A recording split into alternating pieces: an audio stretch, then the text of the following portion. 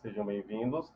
Eu sou o professor Sidmar e estarei trabalhando com vocês aqui, né, dando continuidade junto à matéria de Direito Empresarial, focando aí não somente para suas provas, né, para o seu concurso público, para a sua OAB, mas também para a sua vida prático-profissional, correto? Como já dito, nós dividimos, né, o momento, né, chamado, né, na nossa disciplina de Direito Empresarial em quatro grandes grupos: teoria geral, parte societária, títulos de crédito e algumas questões contratuais e falências. No caso de falências, a gente entra também na questão da recuperação judicial e extrajudicial. Beleza? Nós chegamos a finalizar um apanhado, né? Então são muitas informações que a gente tenta ao máximo encaixar para vocês, para que tenham um sentido pedagógico, para você veja como caminham aquelas diretrizes iniciais para que a gente consiga aplicar essas teorias, essa teoria geral, essas diretrizes iniciais para a parte societária, títulos de crédito e para a finalização societária, para a falência, liquidação e recuperação. Então, é recomendável que você assista às aulas os blocos, né, da aula anterior, por mais que sejam muitas informações, tente absorver o máximo para que então a gente continue repetindo vários daqueles conceitos agora aplicados de uma forma mais direta, mais focada aí para a sociedade. Finalizando a parte de teoria geral, nós falamos da proteção, tanto que eu não me adentrei muito na questão da penhora, eu só falei que tinha proteções especiais, porque seria um assunto a se tratar aqui especificamente no empresarial, na parte societária, bem como não entrei nas questões de representação, seja na representação por um preposto, por um administrador, prepostos esses aí, né, divididos pelo nosso Código Civil entre o preposto em si, aquele representante da empresa, e o contador, bem como essas proteções elas se elasteçam. O Código Civil ele ressalta o trespasse. Na hora que falamos lá no bloco anterior de proteções, destacamos as obrigações e a transferência do sócio para proteções não só da sociedade para com terceiros, bem como destacamos a questão da locação também. Citamos alguns prazos, citamos algumas questões da locação, só que eu não quis adentrar só na locação, quis mostrar somente a parte que nos tange aqui do empresarial, da proteção junto à empresa, para não desfocarmos do assunto principal. Por isso eu falei, olha, tem alguns prazos que estão na lei, alguns prazos que são levantados pela doutrina, se atentem a esses prazos legais, porque senão nós vamos ter que destrinchar toda a lei de locações aqui de imediato. Falamos do cerne, onde teríamos uma possível renovatória, que é a proteção ali a nível de locação não comercial, né? A nível de locação empresarial, correto? Falamos dessas proteções e na sequência, né, finalizando ali com algumas caracterizações, já fazendo um alicerce para o nosso societário.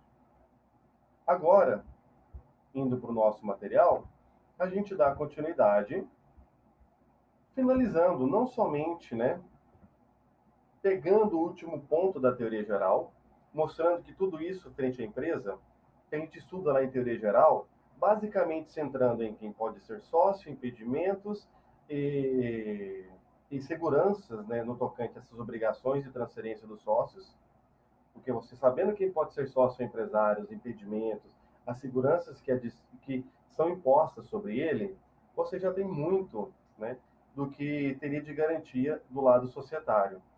Você então passa a ter também as proteções frente à empresa, com locação, trespasse, transferências de sócio e quanto ao nome empresarial.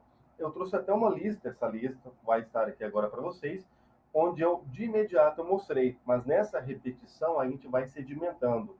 Por que essa lista? Para mostrar que nesse nome empresarial nós temos determinadas formações e esse nome garante a empresa, pelo menos a nível regional. A nível nacional precisaria de um registro no INPI.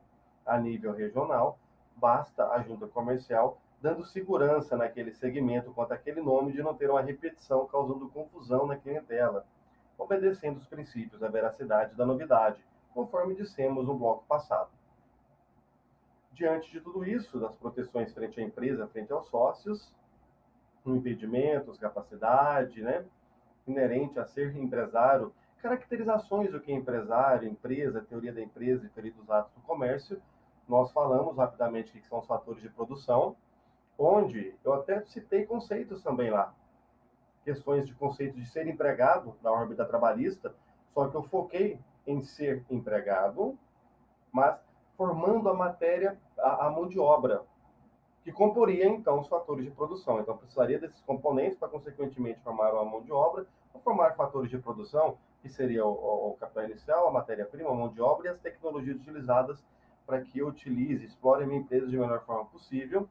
Essa empresa sendo explorada deveria ser registrada, adentrando ali nos atos da ajuda comercial, no registro empresarial.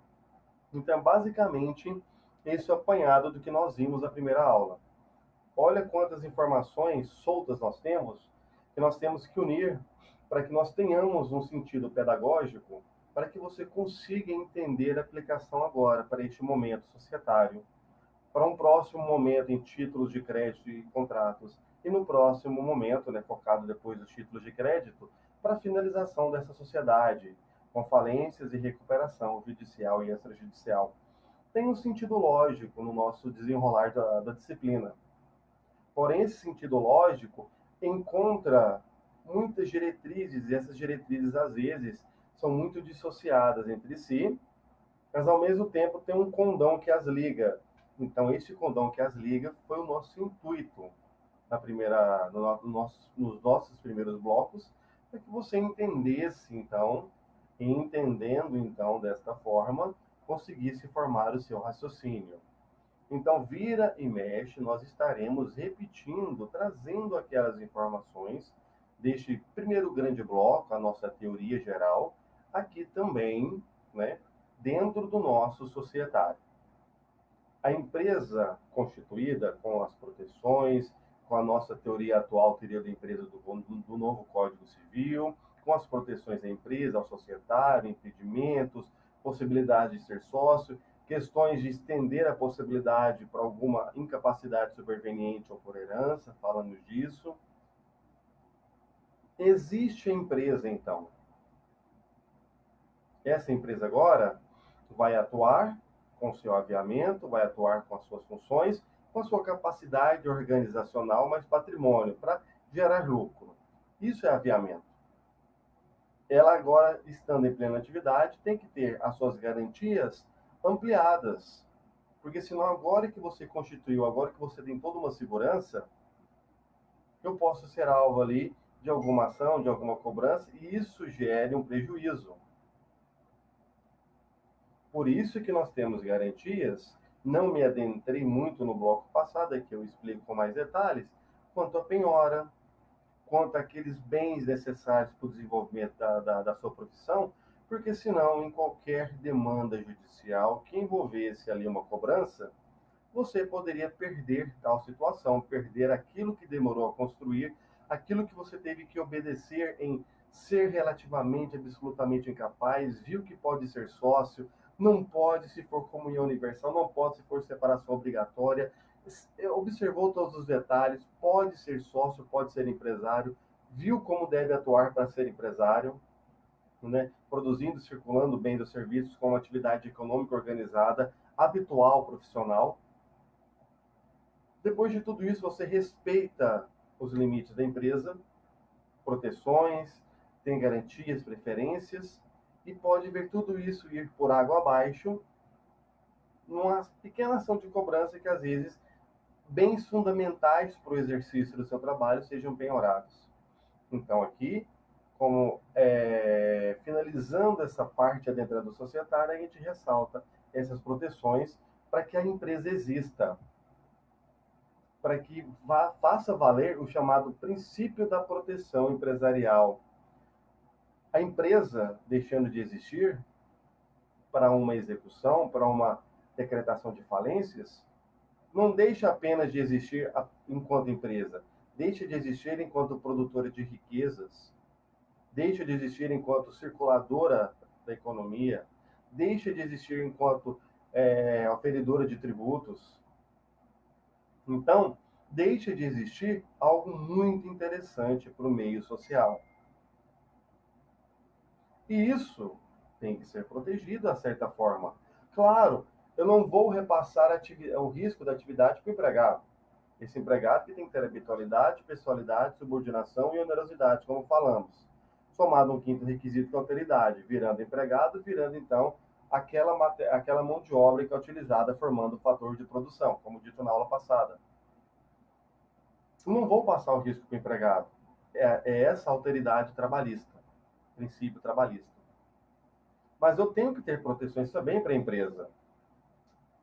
Dentre as proteções, tem uma penhora, tem uma locação, temos a questão dos nomes, estou trazendo aqui a questão dos nomes para falarmos de novo rapidamente, bem como temos trespasse também, a proteção quanto a transferência do estabelecimento, seja por arrendamento, seja por usufruto ou alienação em si. As nomenclaturas, gente, como eu falei, o nome em si, ele tem que prezar por uma veracidade, por uma novidade, certo? Aqui já agora focando no nosso societário, saindo só da teoria geral, indo para uma parte geral societária, tem que prezar pela veracidade, tem que ser verídico o nome da pessoa ou algo que ele possa utilizar, tem que ser novo, não pode se confundir com outro nome na mesma área de segmento. Eu posso ter aliança cosméticos, eu posso ter aliança mecânica, não tem nada a ver uma coisa com a outra, muito provavelmente não cause confusão para com a sua clientela. Da mesma forma, depois de verídico e novo este nome, tem que obedecer algumas divisões doutrinárias e frente ao Código Civil. O Código Civil traz duas divisões. Ou o nome empresarial vai se centrar no objeto de atuação, posso ter o nome do sócio, mas eu me centro no objeto de atuação, onde eu teria a chamada denominação social. Porquanto, também terei a chamada firma, onde nessa firma, muitos doutrinadores só colocam que a firma também poderia ser a razão social. A razão social ou firma seria um centro desta nomeação, dessa nomenclatura, no nome dos sócios. Por isso que se tiver vários nomes, posso utilizar a expressão e-cia ou e companhia. Vejam bem, parte da doutrina define que eu tenho uma outra espécie, que seria a firma individual. Então, neste momento, a doutrina pega a firma que o Código Civil, o termo firma que o Código Civil denomina, e divide a firma em firma individual e razão social. A firma individual é simplesmente a nomenclatura, onde rege-se em nome do sócio a empresa, misturando vida privada, bens pessoais com empresariais. Então, o nome do sócio que vai estar ali na frente, porque ele vai estar agindo em nome próprio. Esta é a firma individual. Quando eu centro no nome dos sócios, mas não somente, exclusivamente no nome dos sócios, com derivações para indicar qual tipo societário, eu tenho razão social. Razão social e a firma individual fariam parte do grande grupo chamado firma. E de outra parte, por outro lado, teria a denominação social. Aí esquece nome de sócios como núcleo. Eu tenho o núcleo, o objeto de atuação.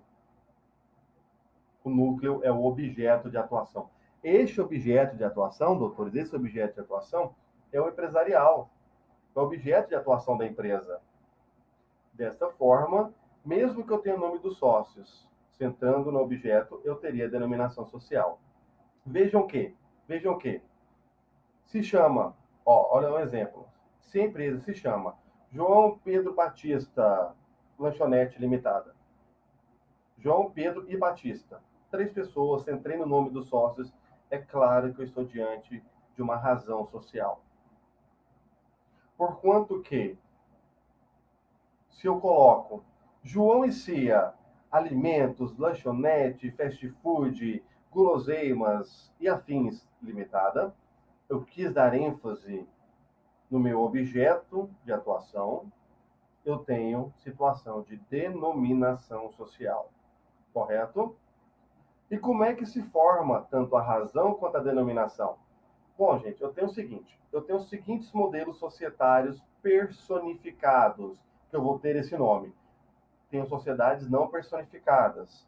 A em comum, aquela não personificada ao pé da letra. Ah, tem gente da doutrina que divide. Irregular, tem contrato, mas não registrou, ou vice-versa. De fato, não tem contrato e por isso nem sequer registrou. Tem gente que inverte esse conceito, é um conceito doutrinário. Para a gente aqui no Código Civil, para você no seu concurso público, é não personificada, é incomum, certo? Essa subdivisão é doutrinária. Porque tendo esse contrato, entre os sócios, eu faria prova numa possível demanda judicial. Para com terceiros, independe, porque não está registrada. Então, os direitos não podem ser exercidos por essa empresa em maioria, mas os deveres são quase todos impostos sobre ela. Falamos disso quando falamos dos atos da ajuda comercial, lá na primeira aula, sobre o arquivamento. Então, ele não pode fazer prova dos seus livros, não pode negociar com o poder público, não pode pagar INSS, tem problemas para pedir falência, mas pode ter a sua falência pedida, não pode usar do recurso, né, da recuperação, nem judicial, nem extrajudicial, porque não é registrado. E é para ser assim, é para forçar o registro. Correto? Tirando essas duas não personificadas, que é a em comum, a não personificada por essência, porque não houve registro, e uma que, por lei, traz a sua não personificação, não pode ser registrada, por isso não tem um nome empresarial próprio, não tem uma nomenclatura própria, que é a chamada sociedade em conta de participação. Sabe-se lá porque ela não pode ser registrada, só o sócio ostensivo aparece perante terceiros, temos vários investidores sócios ocultos ali que não são identificados, aí você imagina o porquê de existir uma sociedade de tal forma dentro do nosso ordenamento. Já começa a pensar onde é que ocorrem investimentos que não podem ser declarados publicamente. Aí já levanta a bola aí para vocês cortarem. Tirando as não personificadas, eu tenho as sociedades personificadas.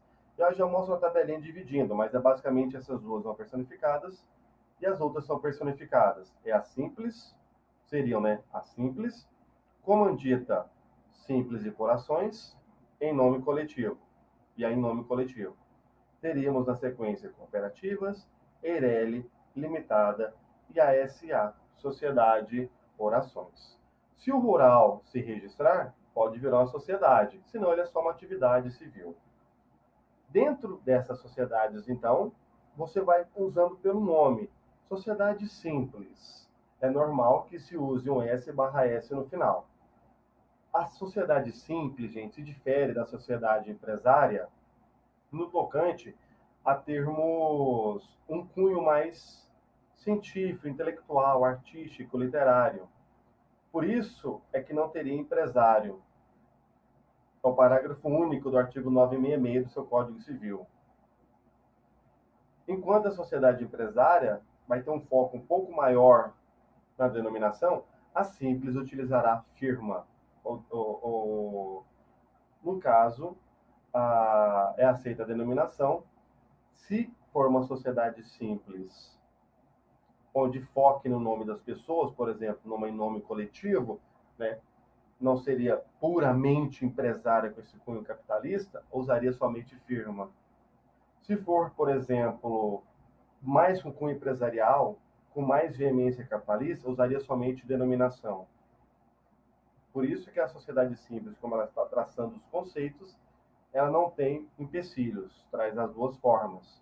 Quando se entrar no nome das pessoas, vamos ter firma, razão, e quando se entrar no objeto, denominação. E dentre as divisões societárias, aquela que tiver um cunho mais voltado para este sócio, enquanto núcleo societário e da sua nomenclatura, teremos o uso de firma. Enquanto se centrar no objeto, teremos o uso de denominação. A sociedade simples usa um S/S ao final para designar a que é uma sociedade simples. Em muito, nós vamos ver o seu registro aí com você que está estudando para tabelião, está estudando para a área notarial, porque é feito no cartório de registro civil. Por isso que o forte dela é a utilização de firma, é centrar nos sócios, apesar de mostrar também, não é obstante isso, alguma parte da área de atuação do objeto. Por outro lado, as outras sociedades costumam se registrar, né, lá na junta comercial, salvo a questão da sociedade advocatícia, para quem estiver estudando para a OAB, porque aí a OAB tem essa função similar à de cartório, onde ela pode registrar essa sociedade aí de advogados. É uma sociedade simples, mas que não precisaria-se, ou precisar-se-ia, ter um direcionamento para o cartório. Poderia-se fazer, né? Poder-se-ia fazer direto na OAB. É a exceção à regra. Senão, a sociedade simples vai para o cartório, porque muito centra nesta pessoa. Só quando centrar muito no objeto, vou ter uma denominação, mas ainda assim registrando-se no cartório. As outras sociedades registrar-se-ão na junta comercial e ao seu órgão ali dentro, o DREI, né? DREI, Departamento de Registro de Empresas e Indústrias. Temos aí nome coletivo, as duas comanditas, SA, Limitada Eireli e cooperativas. O nome explica como é que é a formação dessa razão, dessa denominação. Em nome coletivo, eu vou ter, segundo a doutrina, um N/C ao final. Como são, essa sociedade, que a gente não entrou ainda nas características dela, ela é formada de vários sócios que respondem em pé de igualdade, inclusive com bens pessoais perante a sociedade de forma ilimitada. Como posso ter vários nomes de vários sócios, comum utilizar a expressão CIA. Por isso que a doutrina sugere utilizar o N/C, nome coletivo ao final, porque essa expressão CIA vai ser utilizada também em outros tipos societários. Então, basta você se ligar na nomenclatura, no nome. Bem como a comandita simples, C de comandita, S de simples. Falaremos das características dela logo na sequência. Também pode utilizar a expressão em CIA, porque teremos sócios que respondem limitadamente e sócios que respondem ilimitadamente perante a sociedade. Então, pode ter nome dos sócios que respondem ilimitadamente na nomenclatura da empresa. Certo? Utiliza, porque tanto a sociedade nome coletivo quanto a comandita simples, por ter um cunho mais do affecto societatis quanto ao sócio, também em grande parte ali afirma, certo? Afirma como centro. Porém, não aparecerão aqueles sócios que respondem limitadamente na sua nomenclatura. Assim como alguns não aparecerão, eu utilizaria a expressão e companhia ou a sua abreviação, ECIA. Aí confundiria com a sociedade nome coletivo. Então, é comum que a doutrina peça que utilize um C/S ao final, indicando que é uma comandita simples, ou nome por extenso. Já na comandita por ações, eu tenho ali uma previsão das duas aceitações. O Código Civil não me proíbe. Porém, como ela tem regras da SA, tem parte da doutrina que fala que deveria ser só denominação. Porque a SA só aceita a denominação. Nós vamos explicar quando chegar lá já já. Discussão à parte, o importante é que eu tenha um C/A, comandita por ações ao final. O mais comum é que centre realmente no objeto, mas posso ter nome dos sócios. Também, na comandita por ações, teremos sócios que respondem limitadamente, são os acionistas, e aqueles que respondem ilimitadamente, os seus bens respondem pela sociedade, ilimitadamente, amplamente, perante os ônus da sociedade. Serão os diretores. Nesse tipo de sociedade, por isso, em muito pode se focar ali no objeto de atuação, é comum utilizar a denominação, apesar de ter nomes de sócios com a expressão ICIA, né? Porque tem sócios que não estarão ali figurantes, né, na nomenclatura. Por não haver confusão também, apesar de o Código Civil não falar maiores detalhes da expressão ICIA, mas a gente entende por uma exegese, uma hermenêutica das outras aplicações, porque tem sócios que não aparecerão na nomenclatura, como é o caso da comandita simples, poderia também causar confusão essa expressão. Por isso que a doutrina pede que coloque um C/A comandita por ações ao final. Esse mesmo raciocínio vai ser utilizado na sociedade por ações, onde na própria lei da SA, artigo 3º, fala que ela só pode utilizar redenominação, porque ela tem um cunho muito capitalista. A SA sempre será uma sociedade empresária, a cooperativa sempre simples, certo? Sempre simples.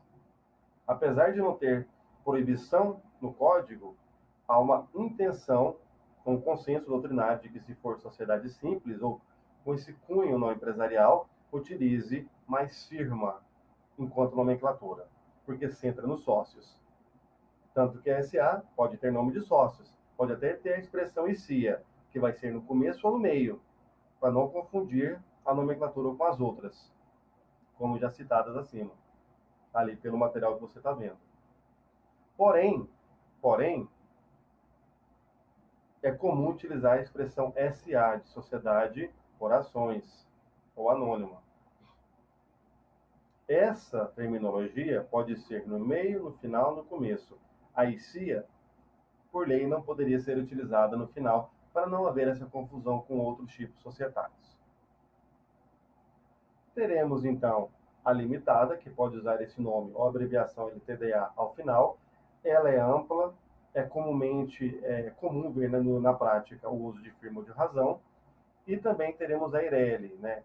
É uma limitada, só que de um sócio só. O Código Civil usa a nomenclatura sócio, apesar de que nas juntas comerciais goste que se use a expressão empresa e empresário. Empresa individual de responsabilidade limitada, EIRELI. Utiliza-se essa sigla ao final, depois de formar a denominação ou a razão, que as regras da EIRELI são as mesmas da limitada.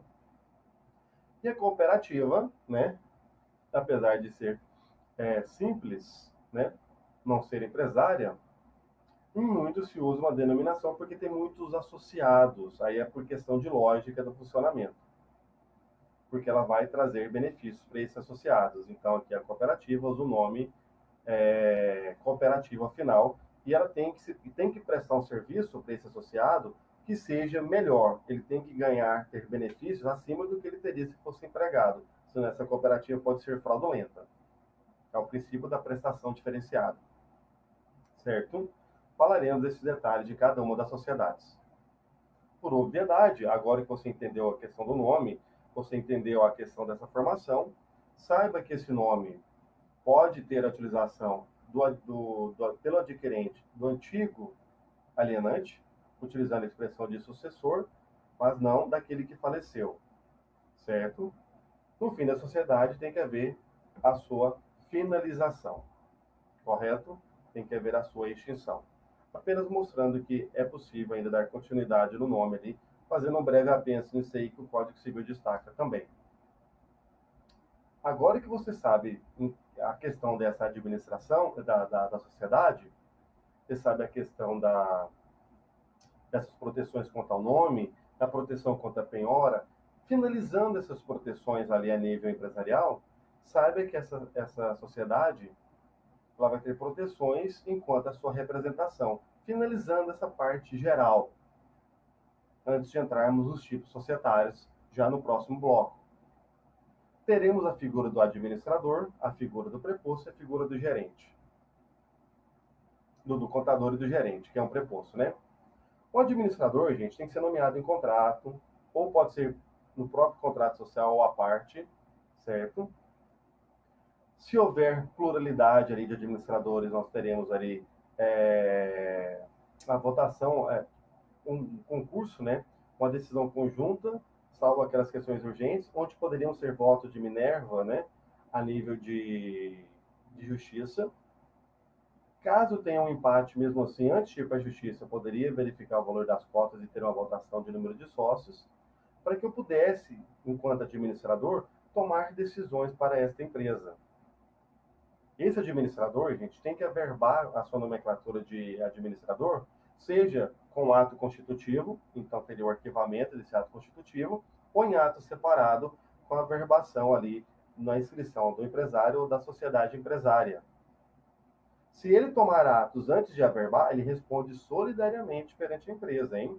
Tem que averbar, tem que fazer valer perante terceiros que ele é um administrador, mas que ainda temos a sociedade ali regida pelos seus sócios também, responsáveis por essa sociedade. Tanto que esse administrador, ele não pode incorrer em crimes que prejudiquem essa estrutura econômica da empresa. Ele não pode incorrer em prevaricação, empeita, suborno, concussão, certo? Ele não pode estar impedido, não pode ter sido prejudicado por crime falimentar ou de ter acesso a cargos públicos, porque isso implicaria numa possível não probidade na hora de ele exercer as suas funções. Então, tem que ter segurança, a empresa pode ser administrada e tem seguranças, né, tem precauções para que esse administrador ele exerça a sua administração perante a sociedade. Que são essas que o Código Civil destaca aí em maior incidência, né, dentro do seu texto legal, certo? Além do administrador, como dito aqui para os senhores, né, doutores, teremos os prepostos gerente e contador. O gerente vai tomar conta da empresa, quase que o administrador, certo? Ali não pode exigir poderes especiais, mas ele vai poder agir em nome da empresa. Tem limitações, né, impostos a terceiros, conforme o que foi especificado, né, para que ele possa agir perante a empresa, certo? Posso ter mais de um gerente, então teria que ter essa solidariedade, essa atuação conjunta. E lógico, né, que aquele que prepõe, o preponente que nomeia o gerente, responde pelo gerente, ali junto com ele, pelos atos que o gerente pratica em seu nome. Ele é responsável por isso que emprega. Então, ele é um representante da empresa. Temos a figura mais comum, que é o administrador, mas nós teremos também a figura do gerente. Esse gerente pode ser aquele gerente, né, tradicionalmente visto aí nas empresas, mas pode ser um gerente nomeado especificamente para essa função que é previsto no seu Código Civil. E, por fim, dentre essas representações, terminando essas últimas proteções societárias e terminando essa parte mais introdutória do societário, temos aqui a representação pelo contador, que vai cuidar dos livros contábeis, logicamente que vai ter uma submissão e, por isso, uma responsabilização do dono da empresa, mas até onde tiver a sua responsabilidade, ele poderia arcar, causando prejuízos, mas o preponente é responsável pelo ato de qualquer dos prepostos, né, praticados no estabelecimento por essa atribuição que ele concedeu. O contador vai cuidar dessa movimentação contábil, dessa verificação da vida útil da empresa, tanto que para a empresa existir, tem que ter um contador vinculado a ela. Agora sim, você verificou as últimas proteções, conta funcionamento, penhora, a representação da sociedade pelo administrador, pelos prepostos contador e gerente, e sabe as questões quanto à proteção do nome empresarial e a formação do nome empresarial. Sabe todo o escopo necessário para entrarmos no societário, nos tipos societários específicos, e desta forma conseguirmos um maior aproveitamento, uma maior absorção do conteúdo que vai ser ministrado. Correto? Bom, doutores, neste momento a gente fecha o raciocínio aqui, para que a gente possa entrar agora nos tipos societários no próximo momento. Espero que tenha sido de utilidade esse apanhado geral daquilo que temos aí em questão da empresa, com as últimas proteções e com as representações, para que entremos nos tipos societários aí nas nossas próximas etapas do nosso desenrolar da disciplina. Espero que não sobrem dúvidas. Caso sobre dúvidas, nos direcione para que tentamos solucionar e rumo à aprovação, doutores. Espero que tenha sido de grande valia e, com certeza, tentaremos explanar da melhor forma possível o restante do nosso conteúdo. Até a próxima, gente. Valeu! Olá, doutores, sejam todos bem-vindos. Eu sou o professor Sidmar e estarei trabalhando aqui com os senhores, né, a disciplina de Direito Empresarial. Nós já dividimos essa disciplina, já foi dito em outros blocos, né? Eu sempre faço uma pequena reiteração e recapitulação do que nós já vimos, no sentido de pegar grandes blocos empresarial. Essa divisão pautou-se no seguinte: primeiro, teoria geral, foco, sócio, quem pode ser sócio, empresário, impedimentos, responsabilidades, proteções contra a transferência, responsabilidades ao deixar a sociedade e a sociedade em si, com trespasse, com proteção à alocação empresarial, com, com proteções ao nome, com proteções dessa saída do sócio, a penhora e a formação deste nome empresarial, que já foi a parte dessa introdução geral ao societário, do bloco anterior. Bem como diferenciamos teoria dos atos do comércio da empresa e os atos da junta comercial, finalizando com a utilização disso tudo para a vida útil da empresa, com o que seria aviamento, com o que seria fatores de produção. Agora, dando sequência, falamos, né, da parte geral desse societário, formação do nome, recapitulamos algumas proteções e a representação do nível societário. Falamos do administrador, falamos dos prepostos, gerente e contador, tudo no bloco anterior. Agora, entraremos em específico nos tipos societários. Vamos lá então para o nosso material para darmos continuidade a este assunto. Bom, doutores, aqui é o seguinte, nós já tínhamos feito essa classificação, mas primeiro para nomear, para trazer as nomenclaturas possíveis à empresa, e agora vamos classificar enquanto sociedades despersonalizadas, não personificadas e personalizadas, personificadas, para que então gere responsabilidades e tenha essa personalidade.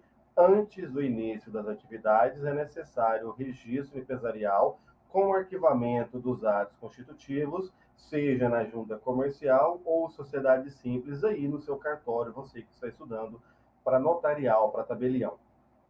Certo? Então, doutores, aqui funciona da seguinte forma: aquelas que não têm o registro são chamadas pelo Código Civil de sociedades em comum. A doutrina, nós vamos ver já já, ela divide como sendo as irregulares, que teriam contrato. Algumas doutrinas invertem esse raciocínio, já ressaltei isso em aulas anteriores, não só aqui para este compilado de vocês, bem como parte da doutrina fala que de fato sequer tenha esse contrato. A irregular teria contrato, a de fato não teria contrato. De toda forma, em ambos os casos não haveria o registro, mesmo existindo esse contrato. Por isso que o Código Civil usa o nome apenas sociedade em comum. Não tem registro, ela não é personificada. Enquanto a sociedade em conta de participação, ela é personificada. Oh, desculpa, ela não é personificada, mas não é personificada não só pelo não registro, perdão, e sim, né? E sim, porque a sua essência é de não ser personificada. Olha só que interessante. É uma sociedade feita para ser oculta. Olha que interessante isso, né? Já até ressaltei isso na aula passada. Por que uma sociedade teria interesse em ser oculta? Porque ali eu teria, nós vamos ver nas características logo na sequência, sócios chamados de ostensivos, que figuram, respondem ilimitadamente com seus bens perante a empresa em ampla e restrita cobrança, figurando na frente, na linha de frente da empresa, investidores ocultos ali por trás, chamados de sócios ocultos. Qual seria o interesse nisso? Mas figura no nosso ordenamento de uma sociedade não personificada. Não personificada. Porquanto, as sociedades personificadas se dividem, como já dissemos, em simples, nome coletivo, cooperativa, as duas comanditas simples e por ações, Eireli Limitada e a SA, Sociedade por Ações. Temos, claro, fora essa sociedade, gente, as paraestatais, né? Lembram disso? A Sociedade de Economia Mista, onde mais da metade, 50% mais um, tem leis orgânicas, tem códigos a nível regional, que fala que é 51%. A regra geral é mais da metade, 50% mais uma ação do poder público. O resto poderia ir para o setor privado. Já teria configurado a minha sociedade de economia mista. A empresa pública é 100% ali do poder público. A empresa pública adota um tipo societário mais conveniente, enquanto a de economia mista, como teríamos que ter ações para termos essa divisão aí, inclusive 50% mais uma sendo do poder público, teria que adotar a modalidade de sociedade por ações, certo? Agora que você sabe o que é sociedade despersonalizada, sociedade personalizada, vamos passar para essas características societárias? Vamos entender um pouquinho sobre essas sociedades? Vamos passar lá então, vamos dar andamento aqui para os senhores. Sociedade em comum, doutores, é aquela que não essencialmente deve ser não personificada, não faz parte da sua essência, e sim da sua condição. Ela não está registrada naquele momento. Caso ela venha a se registrar, ela deixa de ser sociedade em comum, segundo a doutrina irregular ou de fato, podendo ter inversões nesse entendimento, já que é uma divisão doutrinária, né? Enquanto a em conta de participação, esta, por essência, não deve ser registrada. O próprio Código Civil fala que ela não deve nem ter um nome empresarial, porque ela deve ser oculta. Olha que interessante. Quais são as características da sociedade em comum? Ela não é personificada, então ela não tem registro. Não registrou no registro público, não foi lá na junta comercial, junto ao DREI se registrou.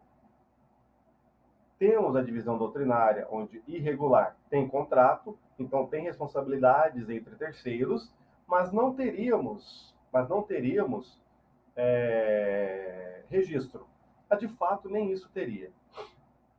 Mas é uma divisão doutrinária. O código só utiliza a expressão em comum.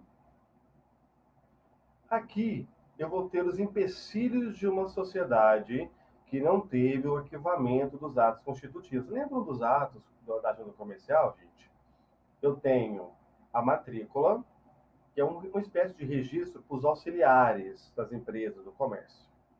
São os intérpretes e os tradutores, tem os leiloeiros, e tenho também, né, não somente intérpretes, tradutores e leiloeiros, os trapicheiros, que são administradores dos chamados armazéns gerais, para guardar aí os estoques, até mesmo documentos das empresas, né? Este é o ato da matrícula. O segundo é o arquivamento. Seria o registro, levar este ato constitutivo a conhecimento e arquivar. Dar publicidade ali também desse ato constitutivo junto ao órgão competente, a Junta Comercial e o DREI. Tem um procedimento interno, em fusão, cisão, SA, nós precisamos de um colegiado, em outras situações apenas um caráter singular, e a demora para se conceder esse nome, esse registro no nome empresarial, pode acarretar em reparação, porque o poder público foi, no mínimo, negligente em atrasar de tal modo, gerando prejuízos. Essa proteção, a nível junta comercial, é a nível estadual. A outra proteção que você queira a nível federal seria lá junto ao INPI. Correto? Beleza. Tenho a matrícula, tenho o arquivamento. Tenho, na sequência, a figura da autenticação. Verificar similaridade, veracidade dos documentos. Os documentos que você leva a ser acostado, autenticado junto aos órgãos públicos específicos, vão verificar se as informações que você leva, que você lançou, aí você tem que pegar lá no seu tributário, lançamento tributário, não falando do de ofício, feito pela administração, nem no misto, onde a administração e contribuinte atuam antes de ter o pagamento, mas principalmente no lançamento por homologação, onde o contribuinte paga antecipadamente a essa ação da fiscalização. Por isso que posteriormente tem essa autenticação, tem uma homologação, tem a fiscalização da empresa. Essa autenticação nos órgãos é para dar veracidade, para verificar se aquilo condiz com a realidade, com aqueles dados que estão pertencentes ao órgão público. Dessa forma, doutores, você também, que for trabalhar aí com notarial, que for amanhã ou depois, com certeza vai ser tabelião, você vai lá no seu cartório, comparar os documentos, vai ver a autenticidade disso e vai autenticar os documentos com a fé pública, que lhe vai ser atribuída assim que você vai e vai sim passar um concurso público. Correto? Então, você já verifica a similaridade desses conceitos e como temos o modus operandi, tendo que puxar aí interdisciplinarmente esses entendimentos de outras esferas. Aí você entende autenticação, essa veracidade, arquivamento, esse registro de empresas em geral e a matrícula, uma espécie de registro desses auxiliares. Os auxiliares das empresas, do comércio. Salvo as empresas, a sociedade simples, que não se registra aqui. Registre com você, que amanhã também estará concursado, né, tabelião, no seu cartório de registro civil. No caso, registrando ali a pessoa jurídica. Salvo a sociedade de advogados, que tem esse condão, tal qual seria do cartório, junto à OAB. Correto? Quais são os problemas de não arquivar? Agora que você relembrou os atos da junta. Qual é o problema de não arquivar esses documentos, os seus atos constitutivos? Você não negocia com o poder público, não tem licitação. Você pode ter a falência requerida contra você, mas você não pode pedir. Você não pode pedir a sua própria recuperação judicial ou extrajudicial. Não tem veracidade os seus livros, seus documentos. Sabe por quê? Porque além do arquivamento, que não foi feito, você não pode fazer a autenticação junto aos órgãos competentes, dando veracidade para possíveis provas judiciais ou até mesmo a vida útil da sua empresa. Não obstante, você também, não tendo registro, você não pode registrar empregados, você não pode recolher diretamente da maneira correta o FGTS e principalmente as contribuições previdenciárias, essa forma de tributo, né, sob forma de contribuições especiais, que é o nosso INSS. Então, você tem uma série de empecilhos. Todos os deveres praticamente são impostos perante a sociedade, mas os direitos nem todos são atribuídos. E por que isso? É intencional, é para que você se registre. Tanto é que temos até sistemas de tributação, não é modelo societário, acaba sendo aqui quase que um modelo, onde você seria um microempreendedor individual, tendo uma renda bruta anual hoje, R$ 81.000 ao tempo de gravação dessa aula, e você não extrapolando, você paga um valor mensal já valendo como sendo a sua tributação, porque você tem uma estimativa de não ter uma movimentação mensal ao somar-se anualmente, não ultrapassando R$ 81.000. Pagando aquele valor mensal, já está incluso esse valor, já está inclusa a sua previdência também. Então, dentro deste raciocínio, temos facilitadores para você se registrar e sair da informalidade. Porque você vai responder perante a sociedade, não vai ter as garantias, e a principal delas, não vai ter limitação de, pelo menos no primeiro momento, não responder pelos seus bens, com seus bens pessoais pela empresa, que é a responsabilidade limitada. Você vai responder, nós vamos ter empresas que naturalmente são assim, mas todas em comum vão ser assim porque não estão registradas. Você vai responder ilimitadamente perante essa sociedade. Será assim também com o sócio ostensivo, lá na conta de participação. Não tem esse registro, ele é o que se identifica, também responderá ilimitadamente. Claro, eu tenho no Código Civil, artigo 624, o chamado benefício de ordem. Primeiro, vamos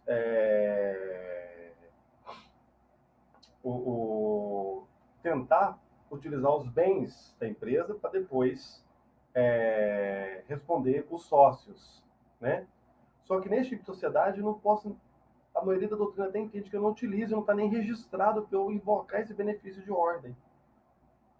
Olha que prejuízo. Tem um benefício de ordem, mas você não tem nem empresa para poder estar invocando benefício de ordem. Então entra uma discussão sobre a sua aplicação. Entendeu? Olha o prejuízo. O benefício de ordem, gente, é primeiro executar os bens da empresa antes de chegar nos bens dos sócios. Esses respondem ilimitadamente. Aqui não tem nem registro. Entendeu o prejuízo que é não ser registrado? Pois é. Agora, tem um tipo societário, gente, que, enquanto essência, ele não é registrado. É em conta de participação. Sociedade em conta de participação. Ela não é personificada. Só que ela é feita para não ser personificada. Por quê? Porque ela é uma sociedade secreta. Certo? O seu contrato social é só entre os sócios. Se tiver, mas geralmente tem, né? Porque tem sócios, inclusive alguns deles serão chamados de ostensivos. É aquele que o nome vai formar a denominação dessa empresa ou razão social. Por que uma coisa ou outra? Porque não deveria nem ter nome, segundo o Código Civil, porque essa sociedade ela é secreta. Nem ter nome deveria. Mas o nome dos sócios, segundo o próprio Código Civil, deveria figurar, deveria ser identificado caso houvesse. Ele é que figura, que é de conhecimento de terceiros, perante terceiros, né, é responsável perante a sociedade. Então, é ele que figura perante terceiros como responsável perante a sociedade. Por isso, é que ele responde em amplitude com seus bens perante a empresa, pelas dívidas, pelas obrigações dessa empresa. Ele responde, pelo que nós falamos aqui no empresarial, de forma ilimitada. Enquanto que os sócios ocultos, eles não figuram perante terceiros, certo? Eles não figuram perante terceiros, porém, né, como eles não aparecem, não tem esse affect, ou tem affect entre os sócios, não tem essa demonstração perante terceiros, eles respondem limitadamente. Eles não aparecem para terceiros, mas também respondem apenas limitadamente. Eles ficam ocultos, às vezes não porque querem, às vezes é pelo tipo societário, para não ter que responder ilimitadamente, acabam sendo ocultos, porque aí, apesar de ocultos, respondem apenas pelo que investiram na empresa, limitadamente. Por isso que é importante, mesmo que não registrada, ter um contrato social. Por quê? Imagina se eu não tiver um contrato social para mostrar o que cada um investiu. Se é só no boca a boca, um negócio que é secreto, que não é nem registrado, como é que o cidadão fala, eu só investi 5 mil, só respondo por 5 mil. E o sócio acessível fala, não, você investiu por 5 milhões. Você responde por 5 milhões, enquanto eu investi 10. E 5 milhões é suficiente para pagar a dívida.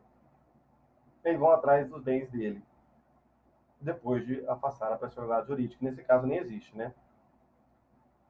Então, doutores, essa responsabilidade limitada de algumas sociedades, ela some com o afastar da personalidade jurídica, com essa desconsideração da personalidade jurídica. Aqui nem chega a ter.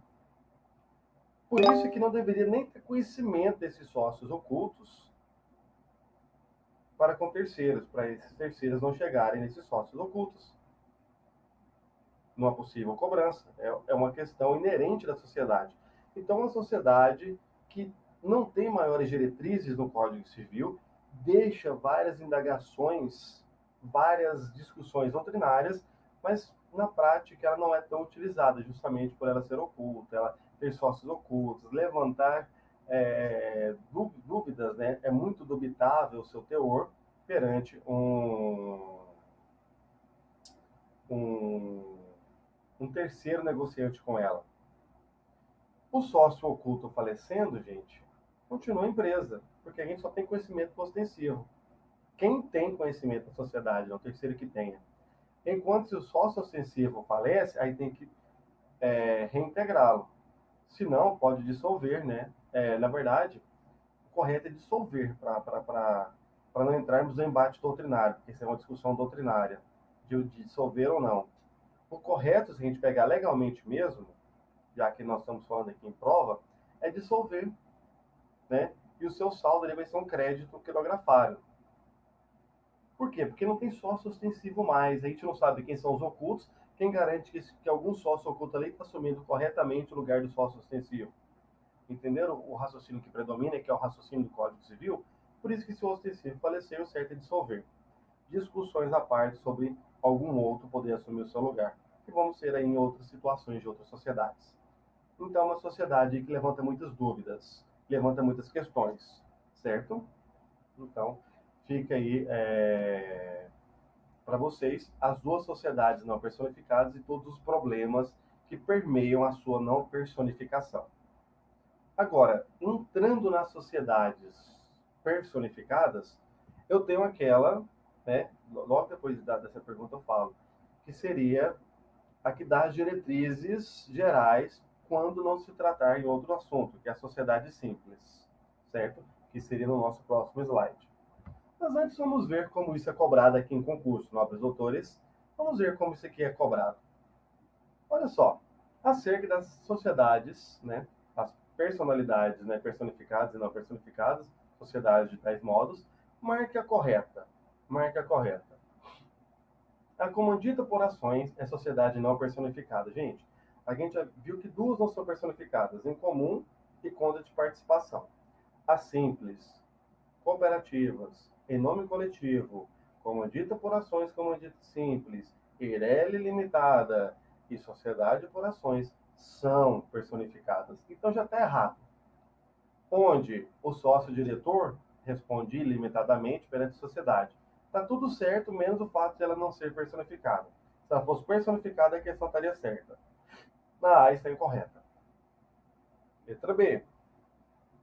A sociedade limitada é personificada, mas constando em seu contrato, né, pode seguir normas supletivas da SA, certo? Podendo não ser personificada. Olha só, a limitada, certo? Ela segue deste modo, ela é personificada, mas ela pode seguir normas da SA. Aí sim, ela poderia não ser personificada, está errado, porque tanto a SA tem que ser personificada, quanto a limitada. Ela pode pegar alguma questão subsidiária? Até poderia, mas ambas são personificadas. Torna a questão, a letra B, torna essa assertiva da questão errada. Letra C. A SA é personificada. Ok. Para isso, seus atos constitutivos, né, arquiva seus atos constitutivos. Vimos que o arquivamento pode ser feito nas empresas em geral na junta, ou sociedade simples no cartório. É o ato para ter os atos constitutivos validados, é esse arquivamento, arquivados no órgão competente.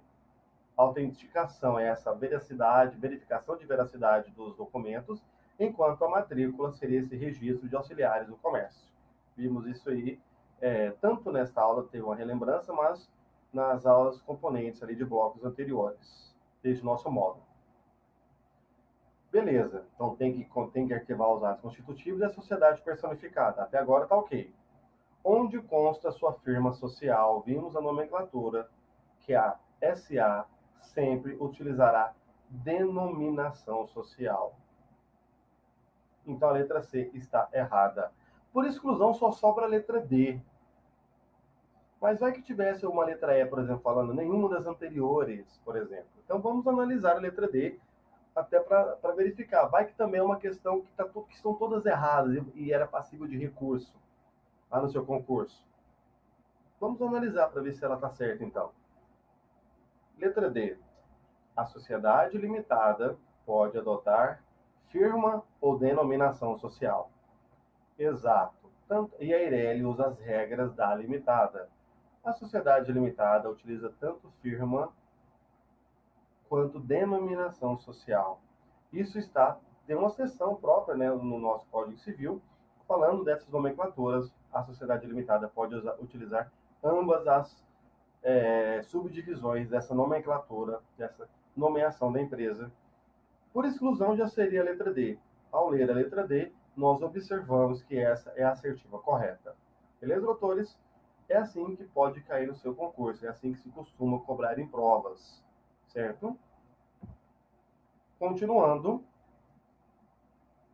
saímos das não personificadas, vamos pelo menos neste bloco ingressar nas personificadas, Vamos falar pelo menos desta aqui, que nos remete a um tipo societário que vai ser base para muitos outros. A sociedade simples, doutores, é aquela sociedade que não tem aquele cunho capitalista tão veemente. Mas é uma sociedade que, quando você analisa ela, você verifica que no seu artigo 997, ela traz diretrizes bases que vão servir para as outras sociedades todas. Onde não tiver no seu na sua seção específica, tratando daquele tipo societário, alguma característica, eu pegaria da simples. Teria algumas outras, como a limitada, que poderia pegar da SA, como a dita por ações, também pegaria da SA, que é uma lei infra-código civil. Ela está fora, é uma lei específica, especializada para a sociedade por ações. Quais são essas regras aqui da sociedade simples? Gente, a sociedade simples rege por esse cunho não tão empresarial, não tão capitalista. Não tem maiores proibições contra o uso da sua nomenclatura, como já falamos. Porém, dentro do 997, mostra aquilo que deve conter na formação de um ato constitutivo. Ali, então, temos cláusulas onde eu colocaria o meu contrato de constituição da empresa para poder arquivar, seja via cartório, você aí notarial vai estar registrando amanhã no seu cartório, após conseguir a aprovação certa que você conseguirá, você vai estar registrando essa sociedade simples lá no seu cartório de registro civil, registrando essa pessoa jurídica. Caso você foque a área fiscal ou algum cargo público, você poderia estar junto à junta comercial registrando caso fosse uma empresa mercantil, ali junto ao DREI. O contrato social, gente, quando a gente pega ele, quem nunca viu ele, tem todas essas diretrizes ali em cláusulas. Ele vem a nomenclatura, vem um tipo empresarial, vem um preâmbulo falando. Aí este preâmbulo, gente, ali até fala, mas ele pega mais coisas que isso na prática. Ele pega muito o que fala no 319 do CPC, que são elementos básicos para identificar uma pessoa física, natural ou jurídica, no tocante a uma petição inicial. Ele pega esses dados para que eu consiga identificar as pessoas. Ali, de imediato, o Código Civil só pede nome, nacionalidade, estado civil, profissão e residência. Lá no 319, você já vai ter a sua identificação enquanto pessoa física ou jurídica, com CPF ou CNPJ, e além do endereço comum, você ter endereço físico, ter o endereço virtual agora pelo 319 do CPC, que é o e-mail. Então, eu vi alguns contratos já com essa caracterização. Para ficar mais completo, no endereço utilizar CEP, isso tudo vai facilitar quando você for registrar, que em muitos estados já é assim, via viabilidade, fazer esse contrato online, quando você preenche um formulário, o contrato é gerado com base nesses dados inseridos neste formulário preenchido. O contrato, então, vem um preâmbulo, falando quais são os sócios e qual é a sociedade, o tipo societário que estão pactuando. Aí já vem a primeira cláusula, o nome da sociedade, ou razão social, firma, ou firma individual, se for o caso, mas é um requerimento à parte, né? Falando aqui do contrato, seria sociedade, e o nome fantasia. Você vai ter a área de atuação dessa sociedade, depois aí sim você vai ter um capital, onde você vai dividir em cotas. É o mais comum é que, se for EIRELI, é uma cota só no valor total, que é no mínimo 100 salários mínimos, no maior salário mínimo do país integralizado. Veremos isso quando falar de EIRELI.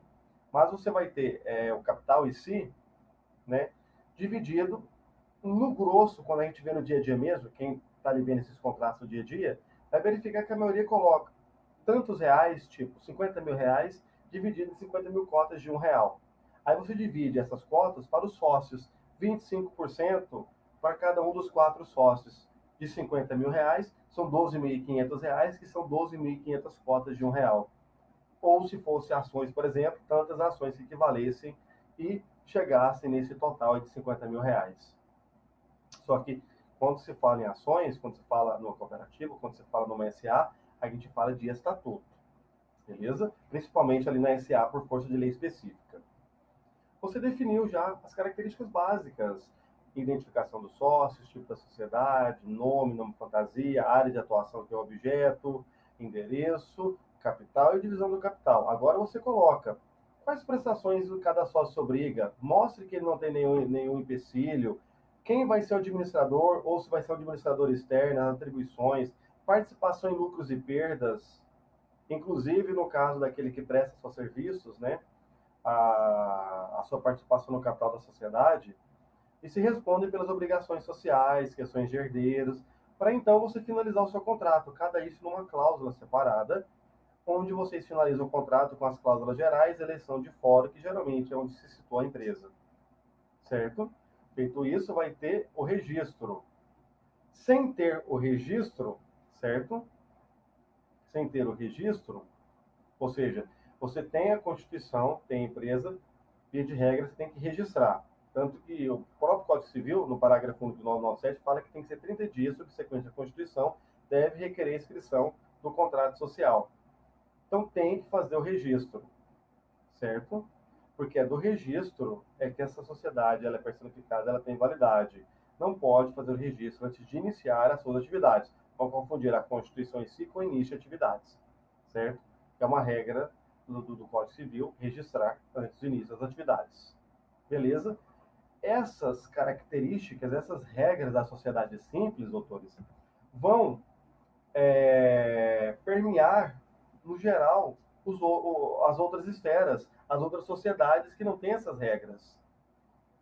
Para mudar este contrato, tem que ter rol específico. A maioria das matérias do 997 tem que ter um quórum, né, de todos os sócios. Né? As outras matérias eu poderia decidir com maioria absoluta, mas aquilo do 997, que é da Constituição, tem que ter um quórum de aprovação de todos os sócios, os outros eu tenho a maioria dos votos. Teremos outros quórums para limitada, para SA, falaremos no momento oportuno, mas para vocês verem o quão gravoso é este contrato com essas regras, e para mudá-lo, certo? Para mudar qualquer dessas regras aqui, doutores, voltando o slide para vocês, precisa de uma aprovação por maioria, por todos os sócios. Por quê? Aqui é da essência da sociedade, todos têm que assinar esse contrato.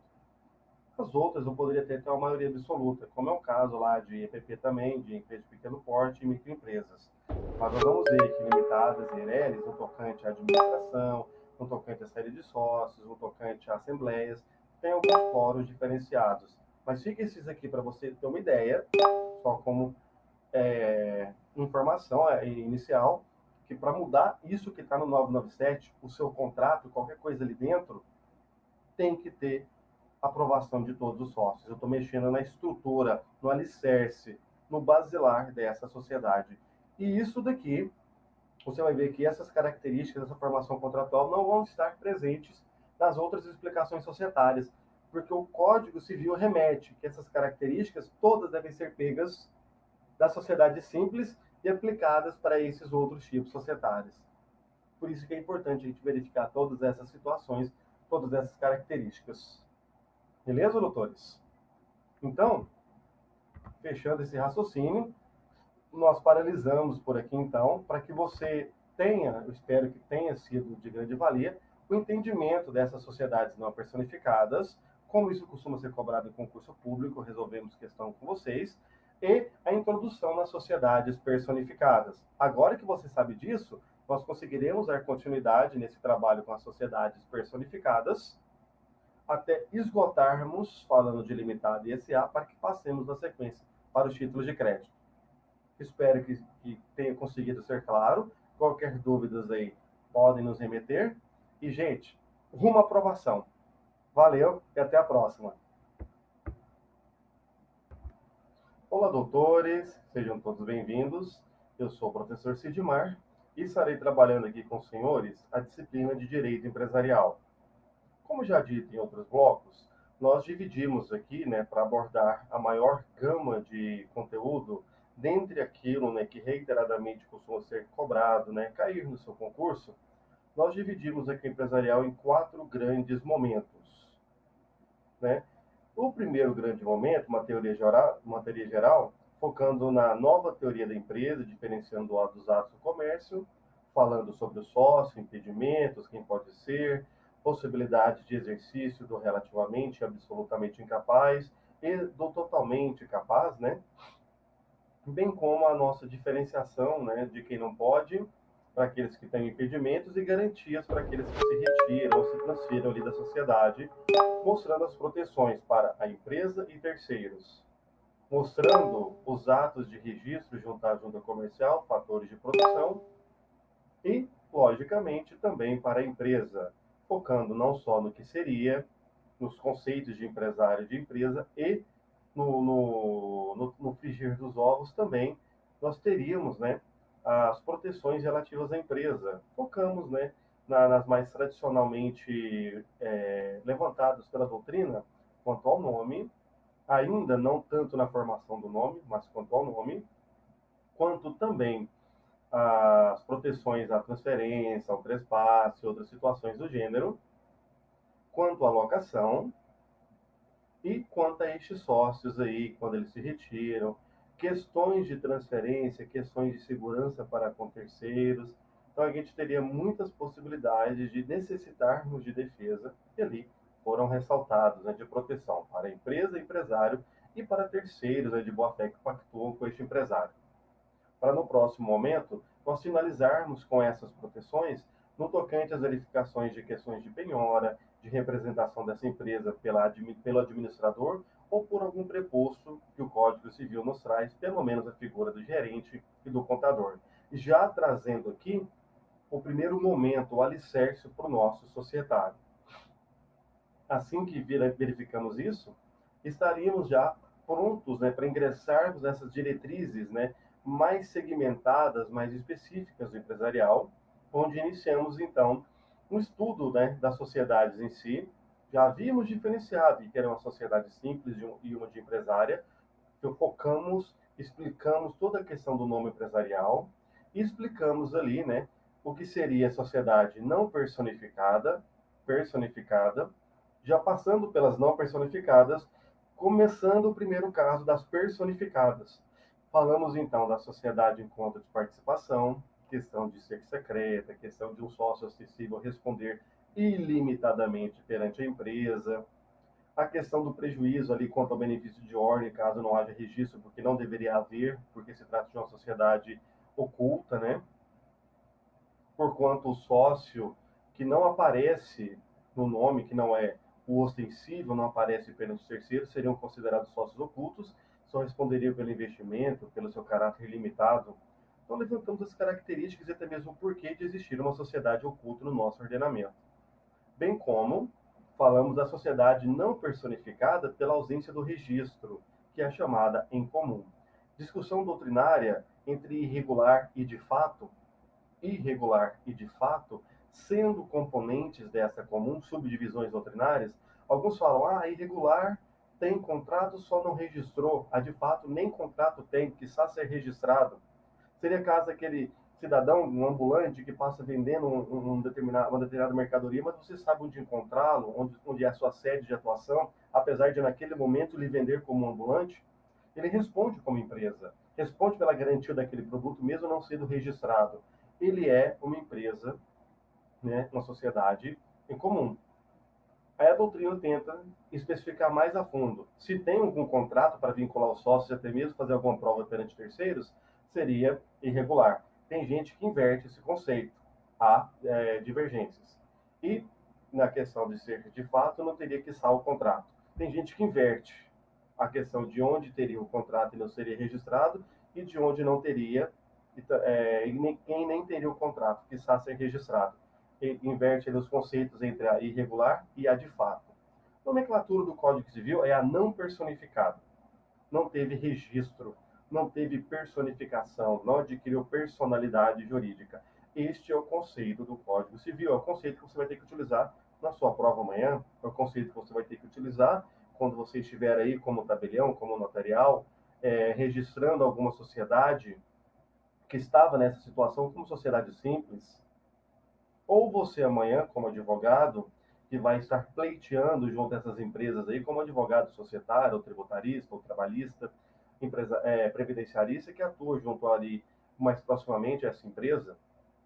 Então, a gente teria várias possibilidades de utilização, né, dessa situação no seu dia a dia prático, profissional mesmo, não somente para suas provas, que isso aí nem se fala o quão importante é.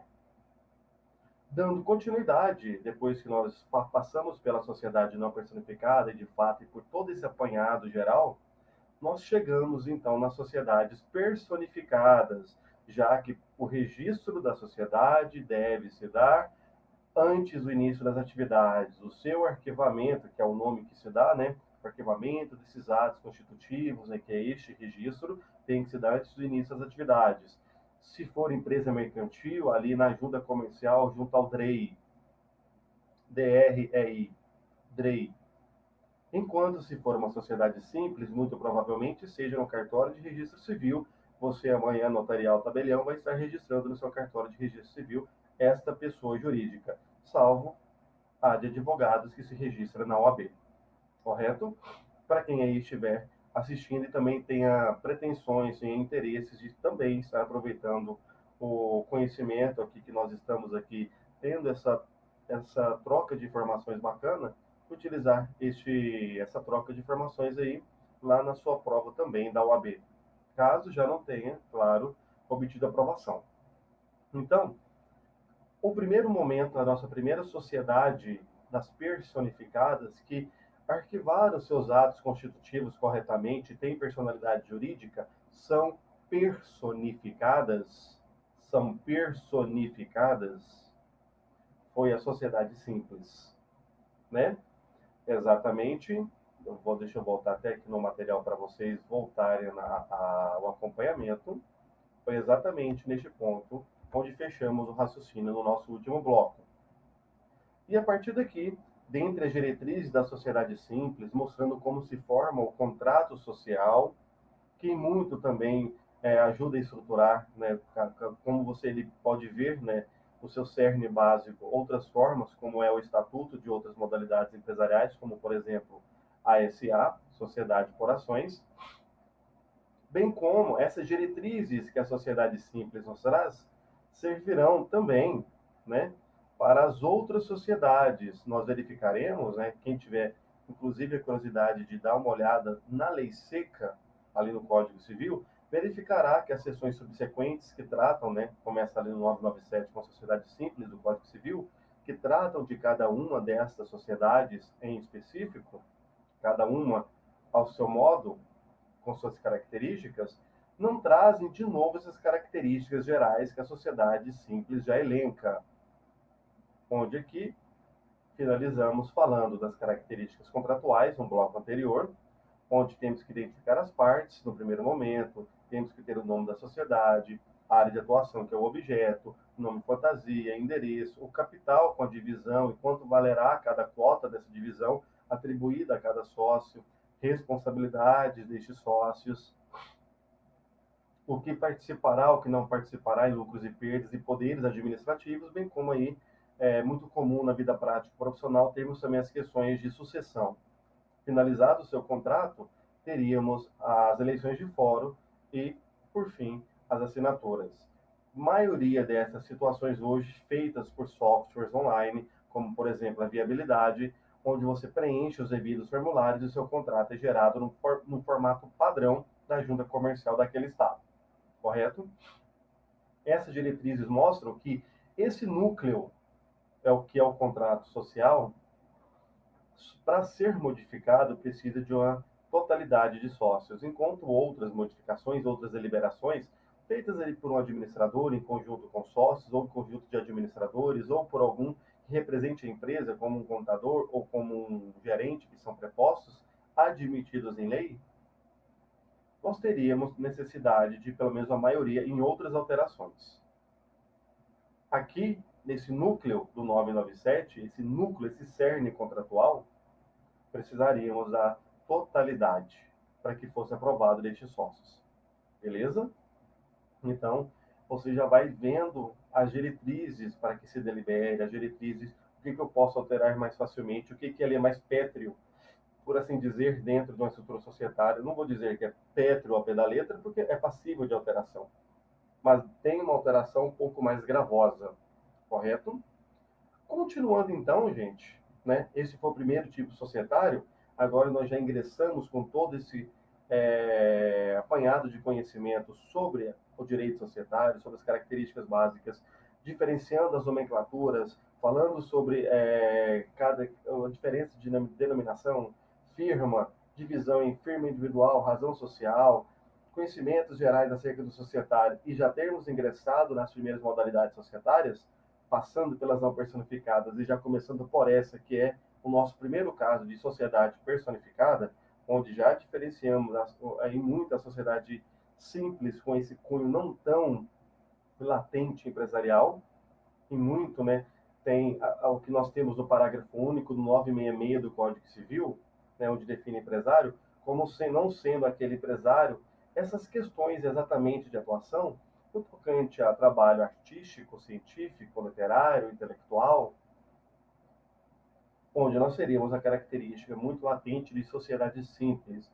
Você tem a característica mais do caput do 966, como é o caso de uma SA, você teria um empresário e uma empresa. O empresário é aquele que explora a empresa, a atividade econômica organizada. Ele explora habitualmente, profissionalmente, para produzir ou circular bens ou serviços. É a redação ali, em suma, do 966 do Código Civil. Agora que entramos nos tipos de em sociedade, vamos dar continuidade com esses tipos societários para que nós consigamos esgotar esses tipos societários, né? Para esse primeiro bloco, para esse próximo bloco, que é o atual, né? Eu quero estar falando pelo menos das comanditas, cooperativa e Eireli para vocês, para que a gente consiga falar também de limitada e SA com um pouco mais de calma. Dando continuidade, então, nobres senhores, né? Desculpem, é a sociedade de nome coletivo, que é onde exatamente iremos começar. Gente, a sociedade de nome coletivo tem doutrinas que relatam até que veio ali de épocas italianas, onde todo mundo tinha voz, né? Aquela coisa de termos um ânimo muito patente, todo mundo conversando, segundo a doutrina, segundo algumas especificações da origem que a gente acha em artigos por aí. Apenas a nível de curiosidade, por isso, todos tendo voz, até justificaria, com essa curiosidade, o que tem em essência essa sociedade em nome coletivo. Ela tem que todos respondem pela sociedade ilimitadamente, ó. Todo mundo responde com os bens pessoais em nome da sociedade, todo mundo tem voz igual ali, todo mundo tem uma participação muito latente dentro da sociedade, certo? Então, nós temos até mesmo uma possível empenhorabilidade de cotas por causa desse caráter tão pessoal dessa sociedade de nome coletivo, né? Onde, via de regra, não teria, salvo se tivesse alguma prorrogação tácita, se fosse ali uma sociedade que tivesse prazo, porque aí, se prorrogou, poderia estar prejudicando credores, prorrogou intencionalmente para não ter essa penhorabilidade quando se trata de uma sociedade de nome coletivo que contenha prazo, diferentemente quando não tem. Mas por que nós seríamos esse caráter de responsabilidade limitada, se ela tiver prazo para finalizar essa proteção contra as cotas, para não ferir esse affectio societatis, para não ferir essa relação da pessoa para com terceiros. Por que isso?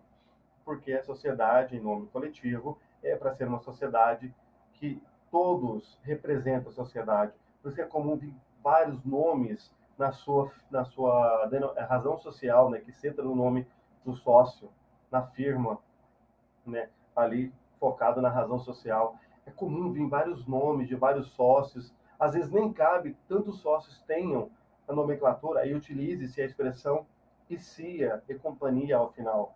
Então, é uma sociedade que não só protege quando tem prazo em alguma impenhorabilidade de cotas, por quê? Para não ferir essa caracterização e o affectio societatis, bem como, os sócios, como ali eles misturam quase que a sua pessoa com a empresa, todos têm essa voz muito ativa ali dentro, também responderão ilimitadamente com seus bens pessoais perante essa empresa. Então, uma sociedade de responsabilidade aí dos sócios de forma ilimitada. Ilimitada.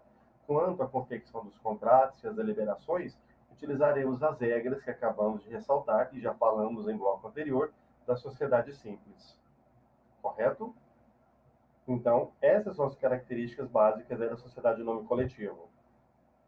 No tocante às comanditas, nós temos que o seguinte, tanto na comandita simples quanto na comandita por ações, vai ser meio que igual na sociedade em conta de participação, mas aqui registrada.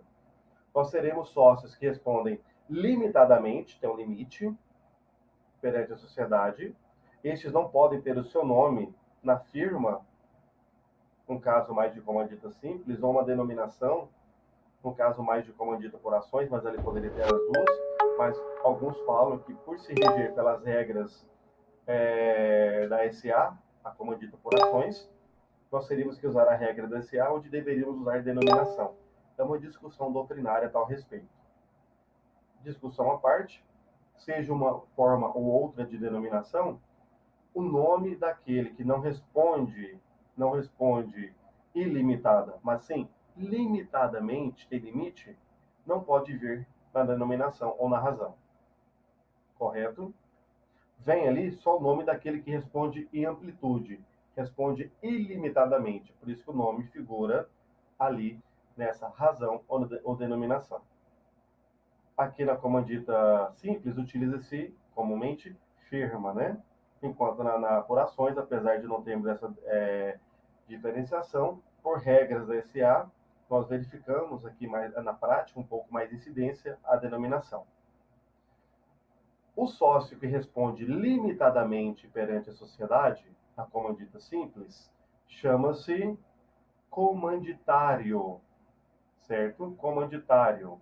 Ele não pratica os atos em seu nome de gestão, não tem seu nome na firma e também responde limitadamente. Se ele tiver o nome, considere que ele responde ilimitadamente. O nome que vem ali em cima, na nomenclatura da sociedade, é o do sócio comanditado. Este responde ilimitadamente. Tanto é que se morre, né, o comanditado, lá na sociedade de participação, difícil renovar isso, falamos por causa da ausência de registro, aqui o comanditado, que responde ilimitadamente, tem que ser restituído em até o prazo que o Código Civil dá para essa pluralidade de sócios de maneira geral, não só nesse caso, nas outras sociedades também, é de 180 dias para reintegrar. Vai ser o caso de, por exemplo, numa limitada, tem 2 sócios, um morreu, ficou só um sócio, não é mais sociedade limitada. Ou vira Eireli, ou vira sociedade unipessoal, ou pode virar firma individual, ou tem que restaurar essa pluralidade neste mesmo prazo. Então, para recompor o quadro societário, de maneira geral, 180 dias. Aqui também vai utilizar essa regra. No caso do sócio comanditado, né? Comanditado. Se for o comanditário, pode ser que haja sucessores, pode ser que haja, né, alguma disposição em contrário até para uma divisão. Por quê? Porque ele responde limitadamente, ele nem aparece com seu nome por ser comanditário no nome, né, empresarial. Ele responde limitadamente. O que responde ilimitadamente, que é quem tem gestão, isso tem que ser recomposto em até 180 dias. Essas são as características aí mais básicas que nós temos, né, da comandita simples. No restante das nossas características, aí fazendo agora em compleição, utilizaremos o restante das características, como já ressaltamos, da sociedade simples. Aí teremos as características gerais, já dissemos as da sociedade simples, agora complementamos com as características da comandita simples em si. Não confundir sociedade simples, nem nome coletivo, nem a comandita simples. Porque eu uso esse nome simples, às vezes usa a nomenclatura ECIA na sua denominação, e nem confundir por ter sócios de responsabilidade limitada e ilimitada com em conta de participação. Lá nem se registra, aqui se registra, certo? O que difere a comandita simples da por ações é a questão das ações. É a questão das ações. Na comandita por ações, vai mudar o nome, mas o funcionamento é o mesmo. O funcionamento é o mesmo. Nós teremos que na comandita por ações, tem sócios que respondem limitadamente, que serão só os acionistas. Aqueles que têm ato de gestão, que respondem ilimitadamente e que seu nome pode figurar na nomenclatura da sociedade, porque posso ter nome apesar de usar mais comumente denominação, porque o núcleo é o objeto, mas não está retirada a possibilidade de ter algum nome, caso, mesmo usando denominação, haja nome de sócios, na nomenclatura da comandita por ações, este nome tem que ser daquele que responde ilimitadamente. Este que responde ilimitadamente aqui na comandita por ações não vai se chamar comanditário, vai se chamar diretor, ou comanditado, né, que é o que responde ilimitadamente na comandita simples. Não vai se chamar comanditado, vai se chamar diretor. Então, na comandita por ações, responsabilidade limitada, acionistas. Responsabilidade ilimitada, tem atos de gestão, mas responde, né, ali pelas obrigações da empresa. Claro, com subsidiariedade. O próprio 1091 do Código Civil ressalta isso. Nós utilizaríamos o chamado benefício de ordem. Primeiro, executa os bens da empresa, depois chega-nos os sócios. Mas chega, sem afastar a personalidade jurídica. Porque se a gente desconsiderar, aí, independente de qual sociedade for, misturou sociedade ali com... Ó, misturou, teve aquela mistura de sociedade com a pessoa física natural, por abuso ou por desvio de finalidade, que é o que o Código Civil preceitua, aí responde os bens do sócio pela empresa de forma ilimitada, independente do tipo societário. Aqui não. Tem alguns que, por natureza, como dita por ações, respondem limitadamente, os acionistas, e ilimitadamente, os diretores. E são esses que têm atos de gestão, mas de forma subsidiária, podendo utilizar ali o benefício de ordem. Correto? Então, apesar de usarmos um pouco mais por questões de utilizar a regra lá da SA, a doutrina fala muito disso, até mesmo o formato de denominação, ainda assim poderíamos ter nome de sócios, e se tiver esse nome de sócio, ali na nomenclatura empresarial, que seja daquele que responda ilimitadamente, o diretor. Se for o nome de quem responda limitadamente, considerar-se-á que ele também está respondendo ilimitadamente. Ele seria ali, se não for, ou pelo menos equiparado a esse diretor. Haveria, porque ele não seria ao pé da letra, mas haveria uma consideração de que ele se estaria colocando naquela posição. Correto? Então, essas são as características ao que difere a comandita simples da comandita por ações. No tocante, gente, deixa eu só passar aqui que eu já estava no slide, as cooperativas, né, para a gente conseguir falar também, uma vez que falamos das características, já tínhamos ressaltado as características gerais da sociedade simples e viemos às específicas, daí nome coletivo, comandita simples e comandita por ações. Para a gente conseguir também ressaltar as características da cooperativa e falarmos pelo menos, colocarmos essa ideia inicial da Eireli aqui para vocês, para quando falarmos da limitada, conseguirmos ter alguma complementação e também falarmos da sociedade por ações, nossa SA. A cooperativa, gente, ela visa ter associados onde ela preste um serviço diferenciado para ele. Tanto que lá na órbita trabalhista, até se verifica se não é uma cooperativa fraudulenta, tentando mascarar alguma caracterização para ter um vínculo de emprego. Onde já foi até questão, muitos anos atrás, que você pegue provas antigas, antes de ser FGV, antes de ser UNB, tempos aí que nós éramos estudantes ainda, né?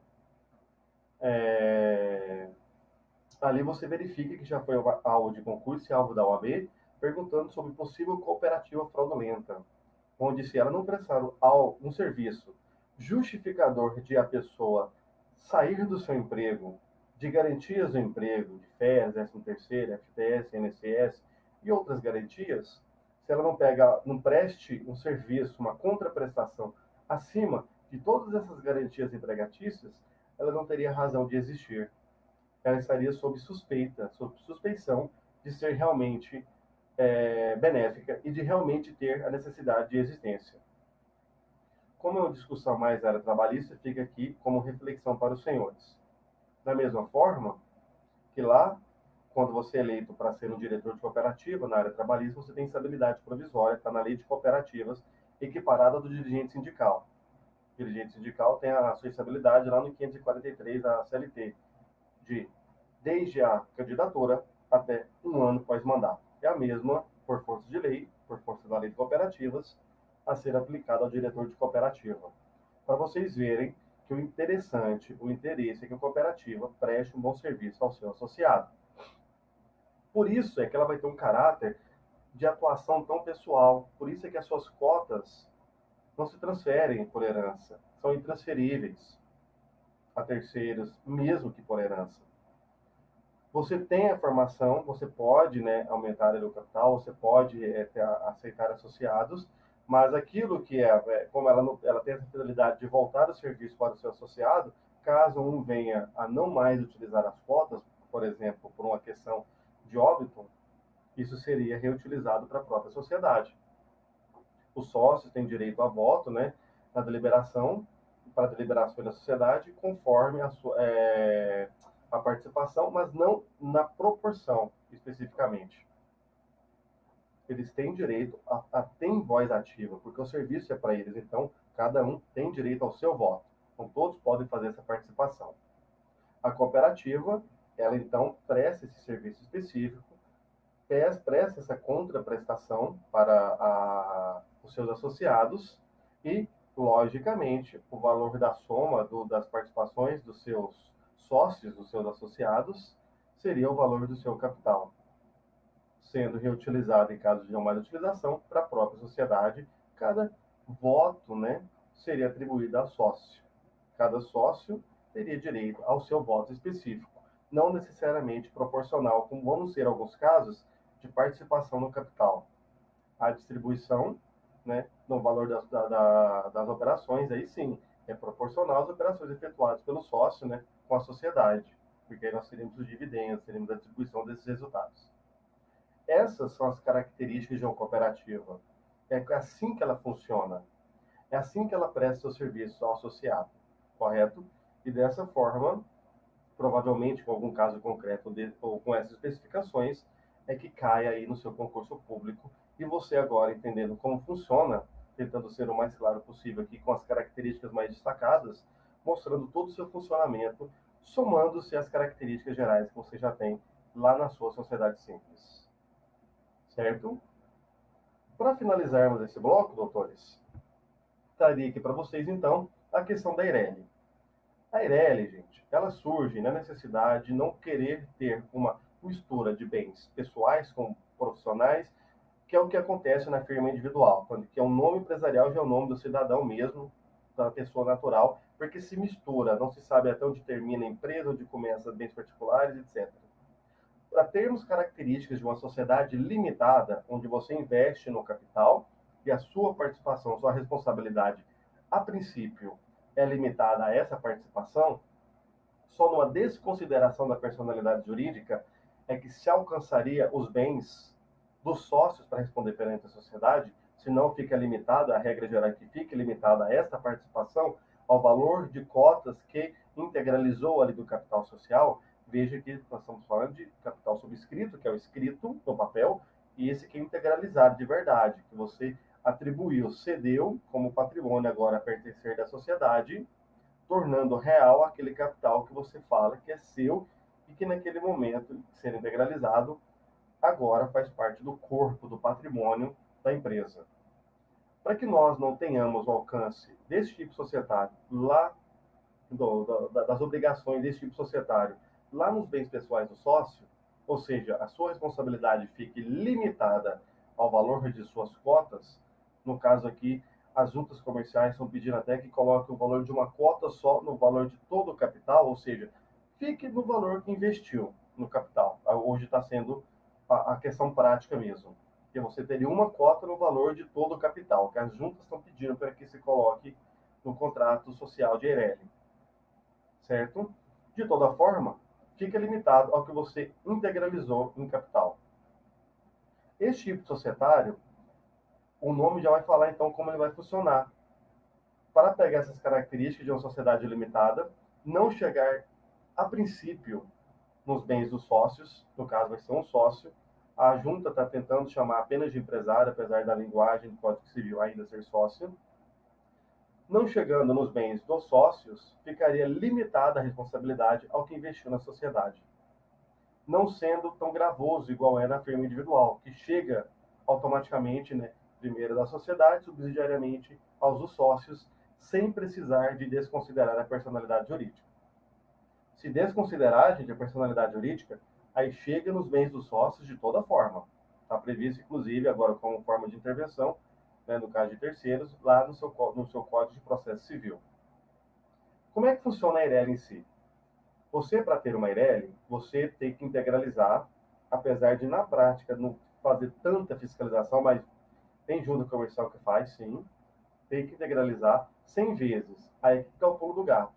100 vezes o maior salário mínimo do país. Tem salários mínimos diferentes. Apesar de as juntas, muitas, não se atentarem, deixar o salário mínimo, tem maior salário mínimo no país, em questões estaduais. Tem estados que têm salário mínimo maior do que o mínimo nacional, que tem que ser maior do que o mínimo nacional é mínimo. E o artigo 980A fala que tem que ser 100 vezes o maior salário mínimo do país em integralização, para dar segurança para os credores, para os negociantes de boa-fé com essa empresa. Porque um sócio só ainda tem responsabilidade limitada. A chance de acontecer alguma coisa é muito grande, certo? O nome empresarial pode ser firma ou denominação, que é a regra da limitada, vai ter o nome Eireli, que é a abreviação de Empresa Individual de Responsabilidade Limitada, ao seu final. Cada sócio só figura em uma dessa uma vez, a cada momento. Não pode ter duas Eirelis simultaneamente, certo? Caso você tenha uma limitada, dois sócios, um venha a sair, fique um só, você pode ter a concentração de cotas neste que ficou e transformá-la, essa limitada, em Eireli. Ou já registrá-la como Eireli. Pode ser utilizada para qualquer serviço, ter administradores nomeados, bem como você pode ter a atribuição de prestação de serviços para algum direito patrimonial de autor ou imagem prestados por esta Eireli, desde que o detentor, né, autorize, né, dessa marca, desse titular de direito, né, vinculado à atividade profissional, tem essa autorização. Ela pode ser utilizada para essa exploração. Correto? Isso é o que mais se costuma cair, até porque é a essência dela, dentro do 980. Pode ser prestado para esse tipo de serviço de natureza e remuneração, com essa cessão de direitos aí, né, a nível patrimonial, autor ou imagem, pode ser com nome, marca, desde que esse detentor, né, esteja ciente, né, tenha a devida autorização. Poderemos ter nomeação de algum administrador específico para fazer isso, porque os atos acontecem não somente dentro do contrato, bem como cada empresário, cada sócio, só pode figurar em uma Eireli por vez. Ele não pode ter duas Eirelis ao mesmo tempo, certo? O nome leva a palavra Eireli ao final, que é a sigla, né, de Empresa Individual de Responsabilidade Limitada, ao tempo que, para conseguir registrá-la, o sócio ou empresário, que vai ser único ali, né, ele tem que integralizar 100 vezes o maior salário mínimo do país. Tem que integralizar 100 vezes o maior salário mínimo do país. Correto? Tranquilo, doutores?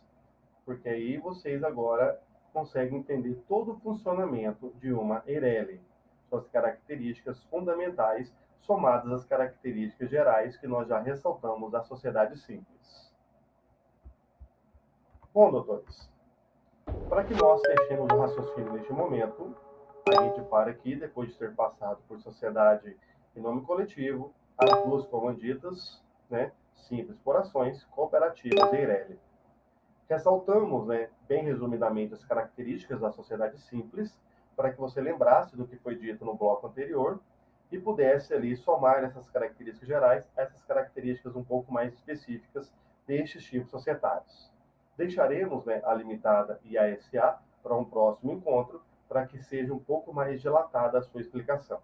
Eu espero que tenha conseguido ser clara, as características possam ter sido bem repassadas, para você garantir a sua aprovação. Rumo à aprovação, doutores. Valeu e até a próxima.